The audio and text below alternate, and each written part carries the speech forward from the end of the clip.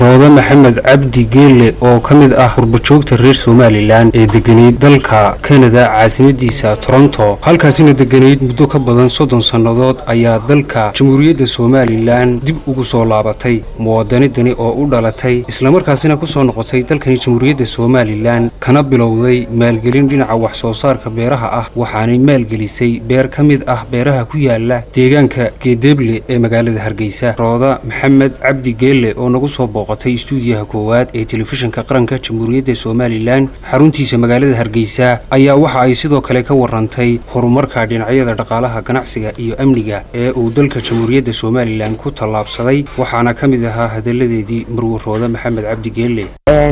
magacayga waxa la yiraahdaa Rooda Maxamed Cabdi Geelle waxaan joogay Canada 35 sanadood dhowr goor baan imid Hargeysa Somaliland actually wadankeena waa wadan barwaaqo ah waanan u bogay dhowrkii gooraan imid yani cudla fasax baan ku imid laakiin this time markan waxay ila tahay inaan in badan joogi doono sababtoo ah hooyaday oo ku tacabtay beer baan ku leenahay magaalada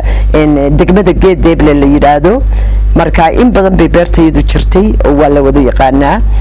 Allah yarxam raaximiin aabahay wuu dhintay Canada ku dhintay Maxamed Cabdi Geelle hooyaday cibaado xaaji maxamuud cigaal oo ku magac dheer cibaado colaha iyo cigaal ayaa joogta halkan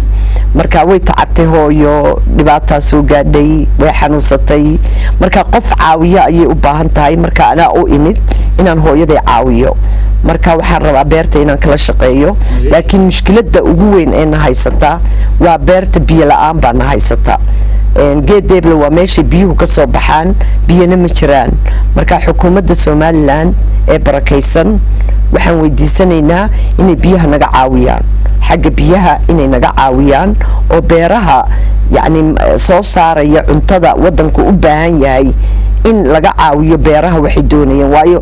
yani cuntadu waa aham shay khudraduna waa waxa ugu weyn beerta waxa ka baxa 1500 oo geedo orange ah waxa ka baxa 30 cambo oo mango ah waxa ka baxa saytuunki waxa ka baxa avocadadii waxa ka baxa khudradii yareed oo dhan tamaandhada ku jirto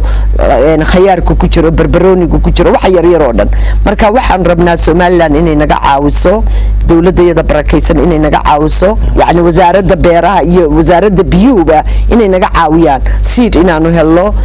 marmar ayax baa nagu soo gomaada oo Geedeble oo dhan ku soo habsada waxaan u baahanahay in laga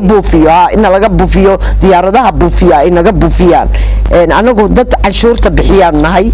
saxaarada kaliyaanu ka soo gurro beerta canshuur baanu ka bixinaa lacag baanu ka bixinaa waanu canshuuraa beerta waanu canshuuraa sanad walba